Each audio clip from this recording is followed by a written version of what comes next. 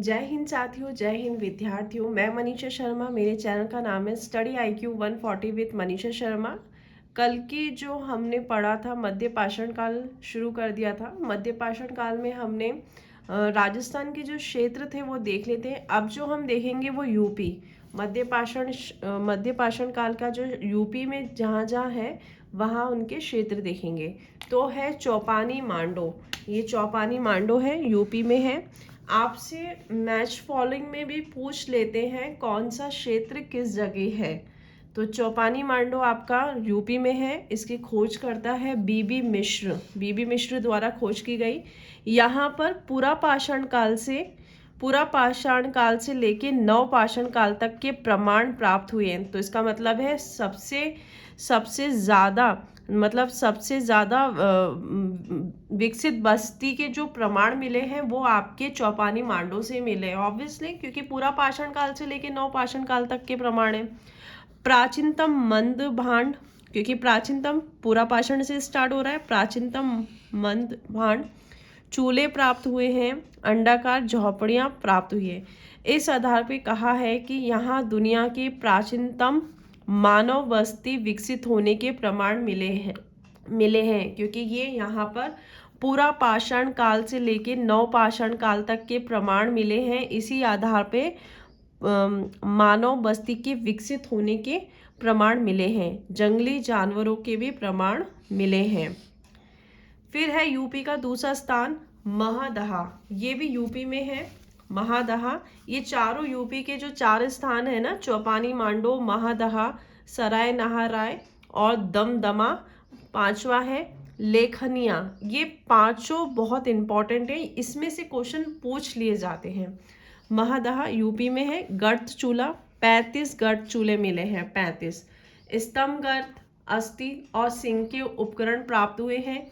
मानव शवादान, कब्र प्राप्त हुई है। अब इसमें मिलते जुलते चीजें मिलेंगे, तो इसमें से जो क्वेश्चंस बनता है इसमें पूछ ले से कौन सा स्थान इनमें से नहीं है और कौन सा स्थान इनमें से है। 1 2 3 2 3 ऐसे करके क्वेश्चन पैटर्न आपको पता ही है कि RPSC फर्स्ट ग्रेड में क्वेश्चन कैसे बनते हैं।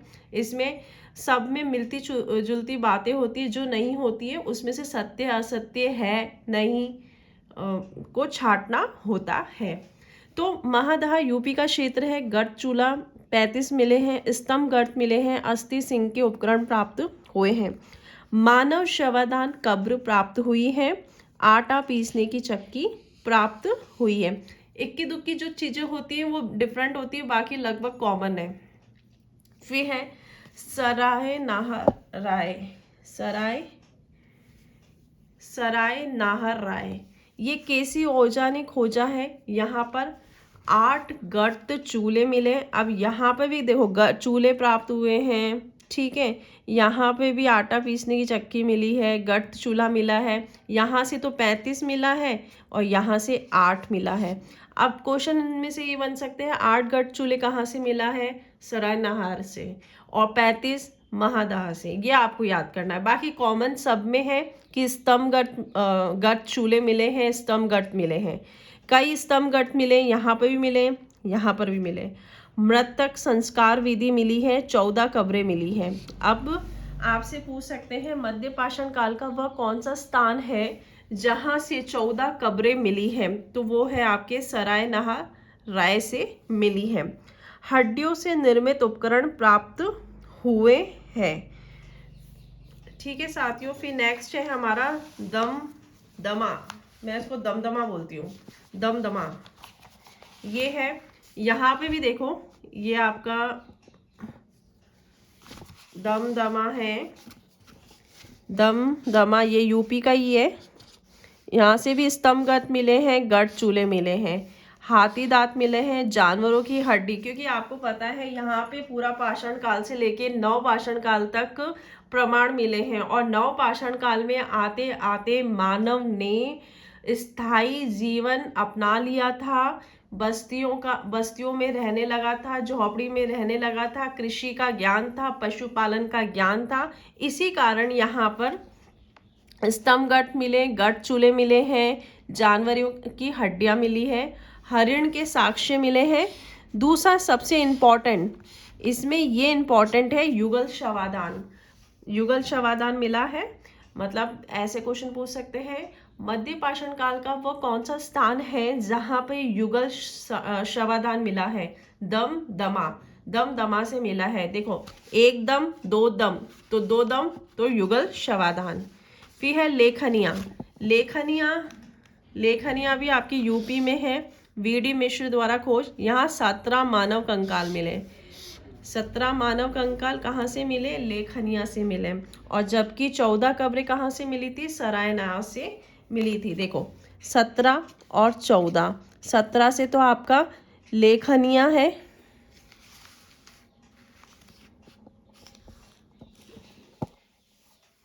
17 से आपका लेखनिया है, 17 और 14, 17 से आपका लेखनिया है और 14 से आपका सरायना है, सराय नाहर राय, सराय नाहर राय है, सराय नाहर राय। ठीक है साथियों, ये एक साथ लिखोगे तो आपको याद करने में इजी रहेगा। और 35 गढ़ चूल्हा आपके महादहा से मिला है। ठीक है, और छठा है यूपी का मिर्जापुर। मिर्जापुर का नाम बड़ा चर्चित है, तो ये मध्य पाषाण काल के औजार भी यहाँ से मिले हैं, अवशेष मिले हैं। आपको पता होना चाहिए यूपी के 5 है मध्य पाषाण काल के। पहला है चौपानी मांडो, चौपानी मांडो है।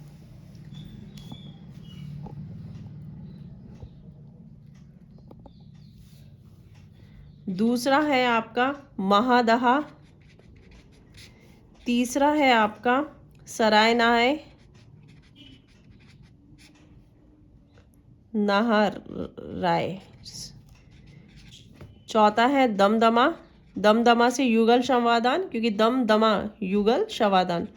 पांचवा है लेखनिया, लेखनिया। और छठा है मिर्जापुर।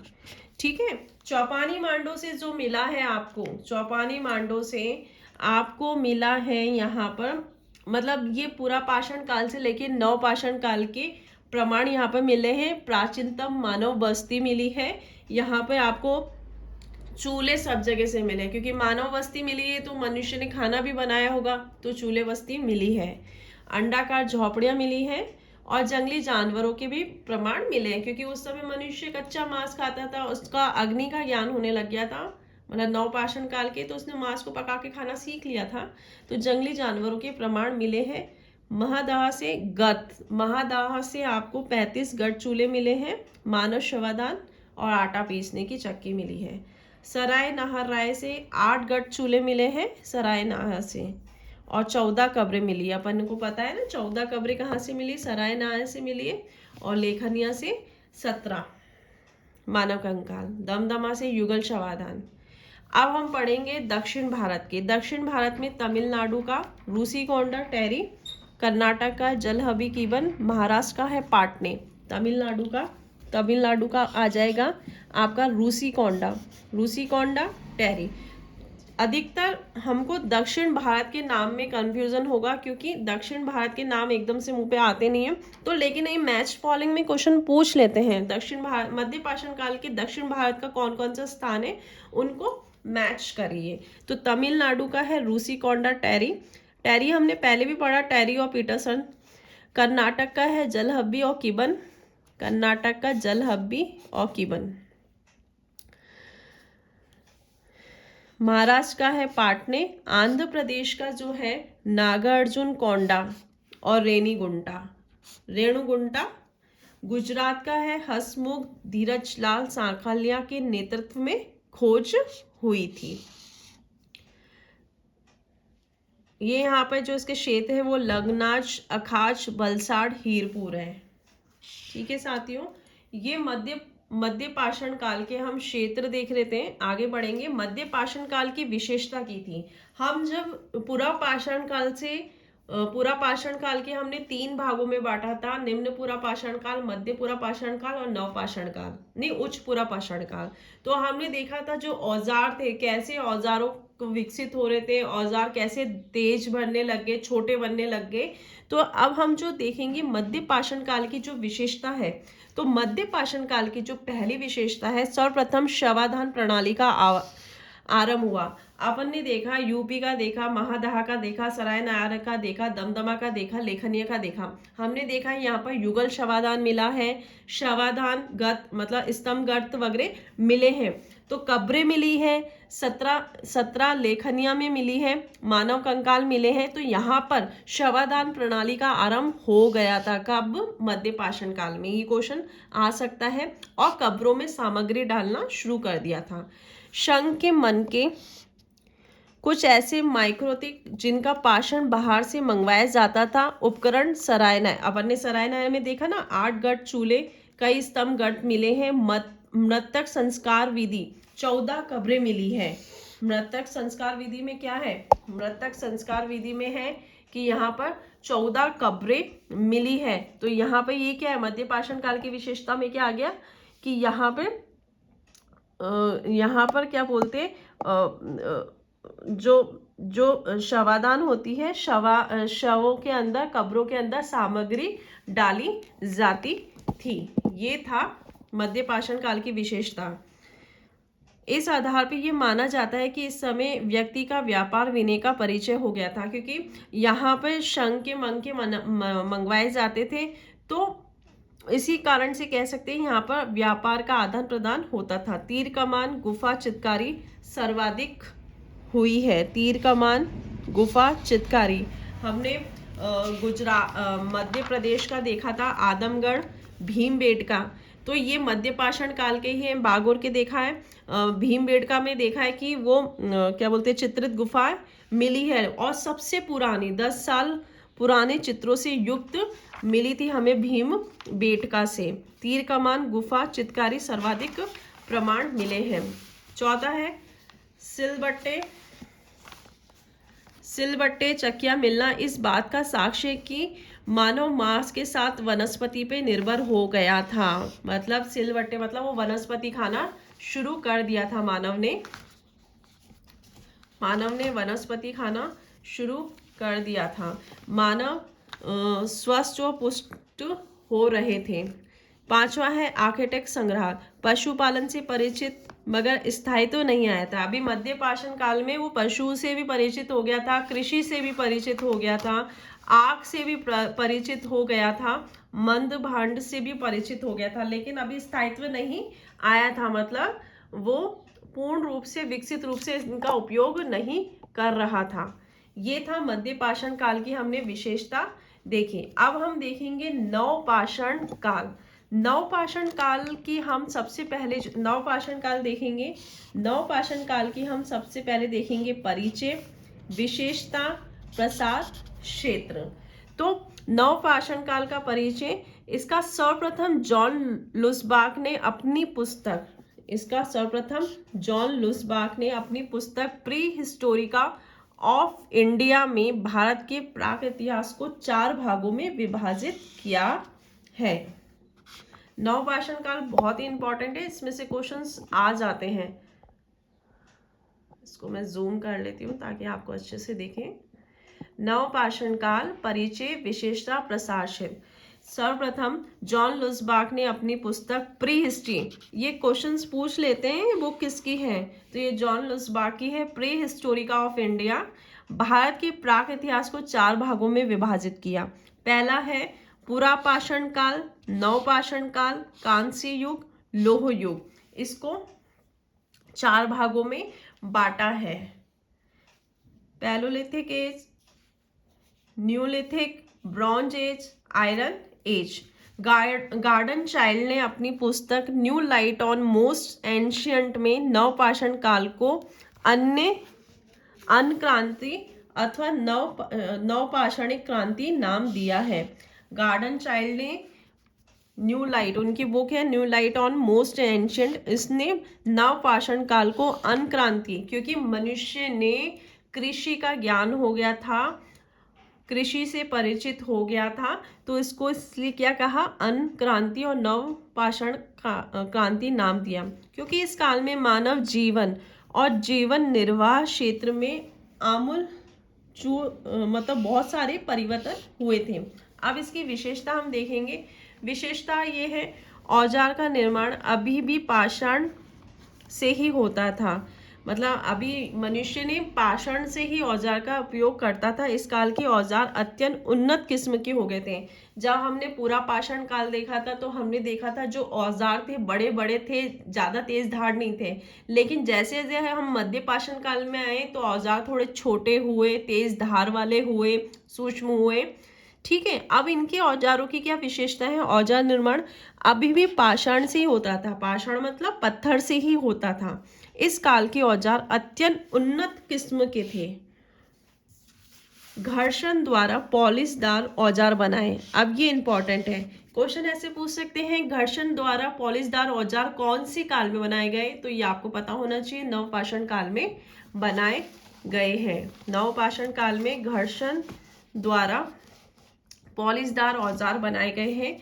धार तीक्ष्ण मतलब अत्यधिक धार वाले थे। भार में हल्के, आकार में छोटे औजार बनाए गए। जैसे जैसे हम विकास की ओर आगे बढ़ते जाएंगे तो उनकी गुणवत्ता में वृद्धि होगी, औजार और सूक्ष्म होते जाएंगे और उनकी क्वालिटी डेवलप होती जाएगी। धार तीक्ष्ण, भार में हल्के, आकार में छोटे औजार बनाए जाने लगे। नालीदार औजार भी बनाए जाने लगे। अब ये इंपॉर्टेंट है, इसमें दो चीज इंपॉर्टेंट है। घर्षण द्वारा पॉलिशदार औजार कब बनाए गए, आपके नवपाषाण काल में, और नालीदार वो भी आपके नवपाषाण काल में। रॉबर्ट ब्रूसवुड ने इस काल के औजार को 78 वर्गों में विभाजित किया। ये इंपॉर्टेंट है, कितने वर्गों में, और ये क्वेश्चन आया भी है फर्स्ट ग्रेड में, कितने वर्गों में, 78 वर्गों में विभाजित किया है। मानव जीवन में स्थायित्व आया। देखो ये एक मैंने पिक्चर बना रखा है, इसमें आपको एक झोपड़ी दिखेगी। इसमें आपको दो पिक्चर बना रखे हैं समझने के लिए। इसमें एक झोपड़ी दिखेगी, एक पेड़ है, एक मानव है, यहाँ के अन्न भंडार है। ठीक है, ये पेड़ है, खेती कर रहा है, खेत है, झोपड़ी है, पशुपालन, ये जानवर है। तो इससे हमें क्या देखने को मिल रहा है कि मनुष्य में मतलब स्थायित्व आ गया था। मनुष्य, कृषि का ज्ञान हो गया था, पेड़ पौधे हैं, कृषि का ज्ञान हो गया था। झोपड़ी दिख रही है मतलब वो घरों में रहने लग गया था। पशु दिख रहा है मतलब वो पशुपालन करने लग गया था। तो अब हम इनकी विशेषता देखते हैं। मानव जीवन में स्थायित्व आया था। आप हिस्ट्री को जितना पिक्चर के द्वारा, जितना टाइमलाइन के द्वारा पढ़ोगे उतना आपको हिस्ट्री क्लियर होती जाएगी। तो ये मैंने एक पिक्चर इसलिए बनाया ताकि हमें नवपाषाण, इधर नवपाषाण काल लिख दूंगी तो आप क्या क्या समझ जाओगे कि अच्छा कृषि का ज्ञान था, पशु का ज्ञान था, मानव स्थायित्व हो गया था, झोपड़ी में रहने लग गया था। अब जब वो कृषि करेगा, पशुपालन करेगा, तो मतलब उसके साथ क्या है, उसमें उसका बाजार भी, बिजनेस भी डेवलप हो गया था। तो उसमें अब व्यापार विनिमय भी करना शुरू हो गया था। तो देखो, मानव जीवन में स्थायित्व आया, मानव में कृषि करना शुरू किया, पशुपालन व्यापक तौर पे आरंभ हुआ, क्योंकि पशुओं को तो शुरुआत से खा रहा था, कच्चा मांस खा रहा था वो, फिर लेकिन उसको जैसे ही अग्नि का ज्ञान हुआ तो उसको पकाने लगा, तो मांस के साथ साथ वह वनस्पति भी खाने लग गया था। घर और झोपड़ियां बनाना, उसमें रहना आरंभ कर दिया था। ये दिख रही है झोपड़ियां बनाना, उसमें रहना आरंभ किया। पशुपालन और कृषि के उत्पादों को संग्रहित करने, देखो ये बड़े बड़े ये ड्रम है, अन्न भंडार वाले हैं, तो ये संग्रहित मतलब इकट्ठा करने लग गया था। पशुपालन और कृषि के उत्पादकों को संग्रहित करने हेतु मद भांड निर्माण आरंभ हुआ। अग्नि का प्रयोग व्यापक तौर पे कर रहा था। ये नवपाषाण काल की आपकी विशेषता है। इसमें आप एक चित्र के माध्यम से अच्छे से समझ सकते हैं कि नवपाषाण काल जो मानव था उसे कृषि का ज्ञान था, अग्नि का ज्ञान था, पशुपालन करने लग गया था, घर और झोपड़ियों में रहने लग गया था, अन्न को इकट्ठा करने लग गया था। ये सब नवपाषाण काल के मनुष्य की विशेषता है। आगे हम देखेंगे जीवन निर्वाह। इस काल में पक्के मांस वनस्पति के साथ अन्न पर भी निर्भरता बढ़ने लगी थी। मैंने कहा ना, जब मनुष्य को पशुपालन के साथ साथ कृषि का ज्ञान हुआ तो वो मनुष्य वनस्पति को भी खाने लगा। तो पक्के मांस मतलब मांस को पका के खाने लगा। वनस्पति के साथ अन्न पर भी निर्भरता बढ़ने लगी। और कौन कौन सी वनस्पति मिली? चावल, गेहूं, जौ। इस काल का मानव उत्पादकता हो गया था, मतलब मानव कृषि का ज्ञान हुआ तो वो कृषि करने लग गया था। जीवन को आसान बनाने के लिए पहियों का आविष्कार हो गया था। अब देखो, इसमें नवपाषाण काल में अग्नि का आविष्कार के साथ साथ पहियों का आविष्कार, क्योंकि वो व्यापार करने लगा और व्यापार करने के लिए वो एक स्थान से दूसरे स्थान जाने के लिए उसने पहिए का आविष्कार किया। माल ढोने में आसान हो गया। कई स्थानों पे सूती कपड़ों के प्रमाण प्राप्त हुए हैं। इस आधार पे माना जाता है कि मानव कपड़ों का उपयोग आरंभ कर चुका था। मानव ने कपड़ा पहनना शुरू कर दिया था। ये सब नवपाषाण काल के मानव की विशेषता है। अब है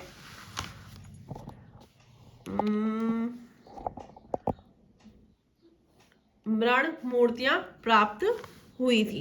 ये थी हमारे नवपाषाण काल की विशेषता। अब जो हम देखेंगे कि इसका प्रचार क्षेत्र देखेंगे। पहले हमने परिचय देखा, ये देखा था ना, नवपाषाण काल शुरुआत की है, परिचय देखा हमने, विशेषता देखी। अब देखेंगे प्रसार क्षेत्र। नवपाषाण काल का प्रसार क्षेत्र कहाँ कहाँ है? ये आपका भारत है, ये उत्तर है, ये पश्चिम है, ये पूर्व है, ये दक्षिण है, और इस क्षेत्र को हम कहेंगे उत्तर पश्चिम।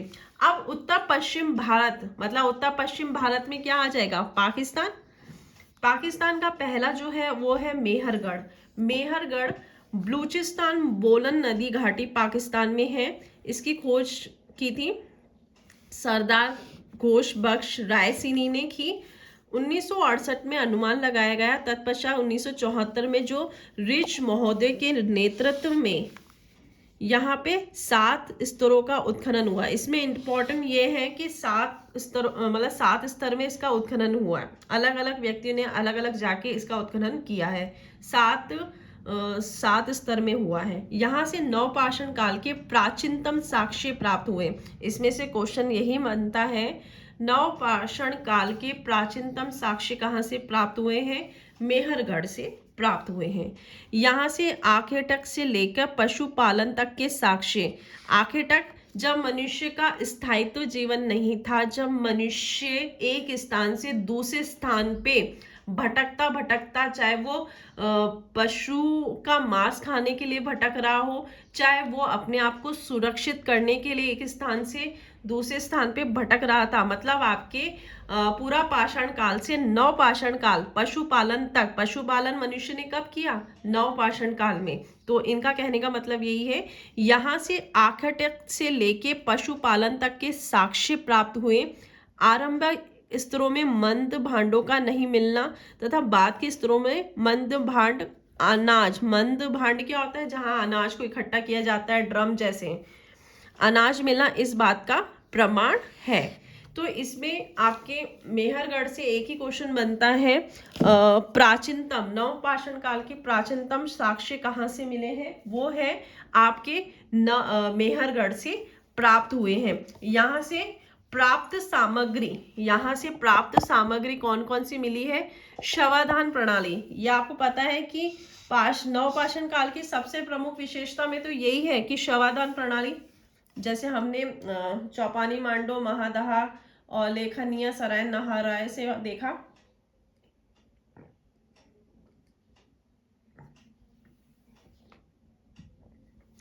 अनाज के भंडार की व्यवस्था, कृषि का ज्ञान था, ईंटों के घर भी मिले हैं, झोपड़ी में रहने लग गया, झोपड़ी के बाद वो घरों में रहने लगा। कृषि के प्रमाण जो कि गेहूं, जौ, खजूर के मिले हैं। भैंस को पालतू पशु के रूप में मृण मूर्तियां प्राप्त हुई है। ये था आपका मेहरगढ़, जो कि आपके भारत की उत्तर पश्चिम में आपके पाकिस्तान है, पाकिस्तान का बलूचिस्तान और बोलन घाटी में मिला है। अब दूसरा है क्वेटा घाटी। फेयर सर्विस द्वारा 1950 में खनन, गुल मोहम्मद और दम सादात स्थान मुख्य रूप से अवस्थित है। ठीक है साथियों।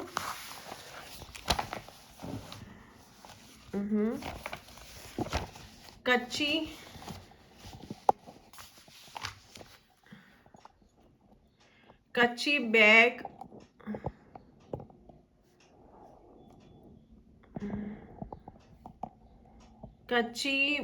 मध्य भांड प्राप्त हुए हैं। ईंटों के मकान जिनकी नींव पत्थरों से निर्मित है। ईंटों के मकान मिले, ऐसे पूछ सकते हैं ऐसा कौन सा स्थान है जहां ईंटों के तो मकान है लेकिन जिनकी नींव पत्थरों से निर्मित है, वो है क्वेटा घाटी। फिर है कलात पठार, पाकिस्तान में ही है। काड़ी महोदय द्वारा खोज की गई। अंजीर और सियाई क्षेत्र प्राप्त है। नाल जरी टोंगा मध्य भांड मिले हैं। नाल जरी टोंगा मध्य भांड मिले हैं। सराय कोला और डेरा इस्माइल गांव मिले हैं। कुनीलाल संस्कृति, इसे कुनीलाल संस्कृति भी कहते हैं। अब है उत्तर भारत। उत्तर भारत में आपका कश्मीर आ जाएगा, जिसमें गुफ कराल। उत्तर भारत में ये आपका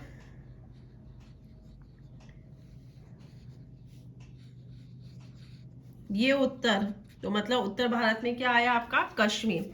कुमार की गुफा भी कहते हैं। अशोक कुमार द्वारा 1981 में उत्खनन हुआ। यहाँ पे 3 स्तर खोजे गए, ये देख रहे हैं आप, 3 स्तर खोजे गए। यहाँ मानव शव के साथ पशु को दफनाने के प्रमाण मिले। क्वेश्चन पूछते हैं, इसमें आपसे पूछ लेंगे गुफ कराल के संबंध में कौन सा कथन सत्य है, कौन सा कथन असत्य है। तो यहाँ पे पहला है 3 स्तर खोजे गए, ठीक है। ये मानव शव के साथ पशु को दफनाया गया है, ये भी ठीक है। इन 2 स्तरों में, ये आपको दिख रहा है ना, ये 3 और 2, इन 2 स्तरों में आवास मिले हैं। इसमें और इसमें आवास है, गर्त बने हैं, गर्ता आवास है। औजार मंद भांड प्राप्त हुए, मतलब आवास भी मिले हैं, औजार भी मिला है, मंद भांड भी प्राप्त हुआ है। लेकिन इसमें जो तीसरा वाला है, इसमें सिर्फ आवास मिले हैं, मंद भांड नहीं मिले हैं। ये नवपाषाण से का पूर्व का काल है, ठीक है। ये हम पढ़ रहे हैं गुफ कराल जिसे हम कहते हैं कुमार की गुफा। अशोक कुमार द्वारा उत्खनन हुआ था। यहाँ 3 स्तर के हैं। यहाँ मानव के साथ पशु को दफनाने के प्रमाण मिलते हैं। ये इंपॉर्टेंट है, ये पूछा जाता है इसमें। जैसे मानव शव प्लस पशु, कुत्ते का है जनरली। आवास मिला है, औजार मंद भांड मिले हैं, पशुओं की सामूहिक बलि के प्रमाण मिले हैं, ये इंपॉर्टेंट है। बारहसिंगा हरिण के प्रमाण मिले हैं। दूसरा है बुज होम भी आपके कश्मीर में है। बुज होम भी आपके कश्मीर में है। प्लेस ऑफ बर्च बुज वृक्ष बुजोम कहा जाता है। इसके खोज करता है टेरा और पीटरसन के नेतृत्व में खोज हुई है। यहाँ पे 4 स्तर की खोज हुई है। आपके गुफ कराल में 3 स्तर की खोज हुई है, बुजोम में 4 स्तर की खोज हुई है। नवपाषाण कालीन सर्वाधिक साक्ष्य मिले हैं, जबकि यहाँ पे नवपाषाण काल के पूर्व के साक्ष्य हैं गुफ कराल में, और यहाँ पे नवपाषाण कालीन सर्वाधिक साक्ष्य मिले हैं। अब इसकी क्या विशेषता है, इसकी जो विशेषता है वो हम देखेंगे।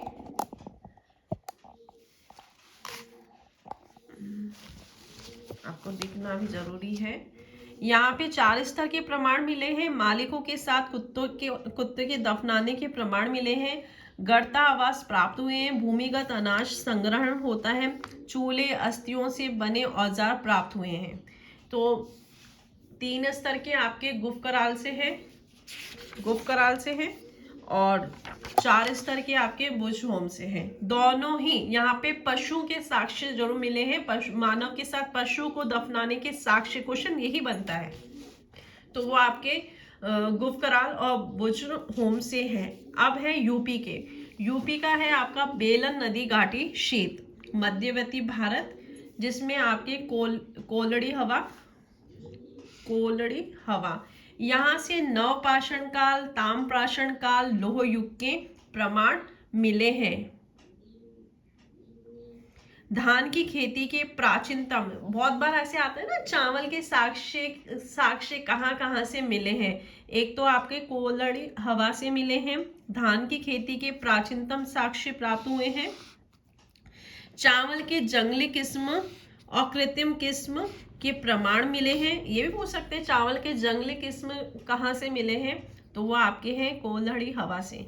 धान की बलिया जलाने के प्रमाण मिले हैं, डोरी मंड भांड, लाल काले रंग मंद भांड प्राप्त होते हैं। अब इसको मैंने कैसे याद किया, अब ये है कोलड़ी हवा, को से काले, ल से लाल, ड़ से डोरी, ऐसे याद किया मैंने। तो ये इसको आप देखोगे ना, इसके तीनों नाम आ जाएंगे, को से काला, ल से लाल, ड से डोरी, मध्य भांड प्राप्त हुए हैं। चक्कियां की प्राप्ति होती है, हड्डियों के औजार प्राप्त होते हैं। इसमें से मुख्य देखो, इसमें ये इंपॉर्टेंट है, नवपाषाण काल, ताम्रपाषाण काल, लौह युग के प्रमाण कहाँ से मिले हैं, तो आपके हैं कोलड़ी हवा से। धान की खेती के प्राचीनतम, क्वेश्चन धान और जगह से भी मिलेगा, चावल और जगह से भी मिलेगा, लेकिन ये क्वेश्चन ये पूछा जाता है कि प्राचीनतम साक्ष्य कहाँ से मिला है, तो वो है आपके धान कोलड़ी हवा से। ठीक है साथियों। अब दूसरा है यूपी का महागढ़ा। महागढ़ा से आपके 20 गोलाकार झोपड़ियां प्राप्त हुई है, 20, ये ध्यान रखना, 20। गौशाला मिली है, गौशाला कहाँ से मिली है, आपके महागढ़ा। पशु मतलब यूपी तो शुरुआत से ही गाय के मामले में आगे रहा है, तो देखो गौशाला भी अभी यूपी के महागढ़ा से ही मिली है। गौशाला, पशु मैदान, चावल के साक्ष्य मिले, चावल के साक्ष्य आपके कोलड़ी हवा से भी मिले हैं। बांस का भी प्रमाण मिला है, तो इसमें जो क्वेश्चन बन जाएगा, और रागी का भी फसल मिली है, यहाँ पर रागी भी मिली है, यहीं पे एक बार लिख लूंगी, हालांकि मैंने नेक्स्ट। महागढ़ा 20 गोलाकार झोपड़ियां प्राप्त हुई हैं, गौशाला, पशु मैदान मिले हैं, चावल के साक्ष्य मिले हैं, बांस का प्रमाण भी मिले हैं। ये महागढ़ा आपके यूपी में। आपसे ये भी क्वेश्चन पूछ लेता है, नवपाषाण काल के उत्तर भारत का कौन सा स्थान नहीं है, तो इसमें कोलड़ी हवा, महागढ़ा दे देंगे, ठीक है, और चौपानी मांडो भी देंगे वो आपको यूपी के पूरे नाम, लेकिन आपको ये पता होना चाहिए ये कौन सा स्थल मध्य पाषाण काल का है, कौन सा स्थल नवपाषाण काल का है, ये आपको अच्छे से क्लियर होना चाहिए। तो महागढ़ा से आपके 20 गोलाकार झोपड़ियां प्राप्त हुई हैं, गौशाला मिली है, चावल के साक्ष्य मिले हैं, और प्राचीनतम धान के साक्ष्य कहाँ से मिले हैं, कोलड़ी हवा से मिले हैं। ठीक है साथियों। फिर है लहुरा देव जो कि जौ की कृषि के साक्ष्य मिले हैं, प्राचीनतम है। यहाँ पे भी धान के भी साक्ष्य मिले हैं। अब इसमें आपको इसमें ऐसे रखा है, लहुरा देव, मेहरगढ़, कोलड़ी हवा प्राचीनतम साक्ष्य है। इसको मैंने पहले लहुरा देव है, फिर मेहरगढ़ है, फिर कोलड़ी हवा है। पंचो, चौपानी मांडो में भी प्रमाण मिले हैं। अब हम देखेंगे पूर्वी भारत। पूर्वी भारत में आपके बिहार आ जाता है, जिसमें हम पहला देखेंगे चिरांद सहारण जिला बिहार से मिले हैं। खोज है 1962 वीके सिन्हा के प्रयासों से हुआ है। आपको ये भी मुख्य जो स्थान है उनके जो उत्खनन करता है उनके नाम याद होने चाहिए। तो चिरांद का जो है वो वीके सिन्हा है। मृण मूर्तियां, बैल, नाग, पक्षियां मिले हैं। हरिण के सिंग, हड्डियों के औजार मिले हैं। अब इसमें जो क्वेश्चन इंपॉर्टेंट है, सब जगह ये सब चीजें कॉमन मिल रही हैं, तो इसमें जो इंपॉर्टेंट है, मध्य भांड का निर्माण चौक से किया गया। वो कौन सा स्थान, नवपाषाण काल का वो कौन सा स्थान है जहां पर मध्य भांड का निर्माण चौक से किया गया, वो है चिरौंद। च से चौक, च से चिरौंद। कृष्ण लोहित रंग के मध्य भांड प्रथम बार यही मिले हैं। कृष्ण लोहित रंग के मर्दभांड प्रथम बार कहाँ से मिले? चिरौन से। ठीक है, वृत्ताकार झोपड़ियां मिली, ये पूछ लेते हैं इनकी विशेषता कौन सी है कौन सी नहीं है। वृत्ताकार झोपड़ियां चिरौन, चौक का प्रयोग चिरौन, कृष्ण लोहित रंग के मर्दभांड चिरौन, ये इनमें ऐसे पूछे जाते हैं। चूल्हे अनाज के प्रमाण मसूर, मूंग, गेहूं, जौ के धान। चूड़ियां और मछली पकड़ने के कांटे मिले हैं। इसमें इंपॉर्टेंट यह है वृत्ताकार झोपड़ियां, कृष्ण लोहित रंग के मर्दभांड, और मर्दभांड जो है वो चौक से किया जाने लगा। ये था आपका पूर्वी भारत बिहार का चिरान। फिर है गोरखपुर, यूपी का नरहर क्षेत्र। फिर है सोहगोरा, ये राप्ती और आमी नदियों के बीच में स्थित है। ठीक है साथियों, अब है दक्षिण भारत। दक्षिण भारत का उत्तर की तुलना में दक्षिण में नवपाषाण काल देरी से आया। दक्षिण पूर्वी तटीय क्षेत्रों पे प्रमाण नहीं है। गोदावरी कृष्णा डेल्टा क्षेत्र, कावेरी कृष्णा नदी के मैदानों भागों में बस्तियां हैं। सुदूर दक्षिण में बस्तियां नहीं हैं। इसका मैंने उल्टा पेज लगा दिया था। यहाँ पर रागी मुख्य फसल थी। कर्नाटक दक्षिण भारत में हम देख रहे हैं नवपाषाण काल के जो है नवपाषाण काल के हम देख रहे हैं, जिसमें हल्लूर, अब ये ना ये मैच फॉलोइंग में आ जाते हैं। ये हल्लूर कहाँ से है? कर्नाटक। नवपाषाण काल और महापाषाण काल के मध्य के संक्रमण क्षेत्र था हल्लूर। कौन सा क्षेत्र है? हल्लूर कर्नाटक था। वाटगल, ये अनाज संग्रहण के गड्ढे मिले हैं। सुपारी कसोली के प्रमाण मिले हैं। सुपारी और कसोली के प्रमाण कहाँ से मिले? वाटगल से। ठीक है साथियों, अब इसमें इंपॉर्टेंट जो है वो बुद्धिहाल है, जो 1993 में के पदरैया ने खोज की। राख के टीले मिले हैं। पशुपालन, गोबर जलाया, राख के टीले कैसे मिले? नवपाषाण काल में मनुष्य ने पशुओं का पालन करता था, पशु के साथ रहता था, पशु के साथ उनका गोबर भी होता था, फिर गोबर को जलाता था तो उससे क्या होती थी? राख बनती थी। पशुपालन के मुख्य रूप से होता था। 10 शिशुओं के शव प्राप्त हुए हैं। सामूहिक भोज के प्रमाण मिले हैं। फिर है बेलारी हथियार बनाने का कारखाना मिला है। पिकली हल बस्ती के प्रमाण मिले हैं। चित्रयुक्त मर्दभांड मिले हैं। ये सब हमारे नवपाषाण काल के क्षेत्र है।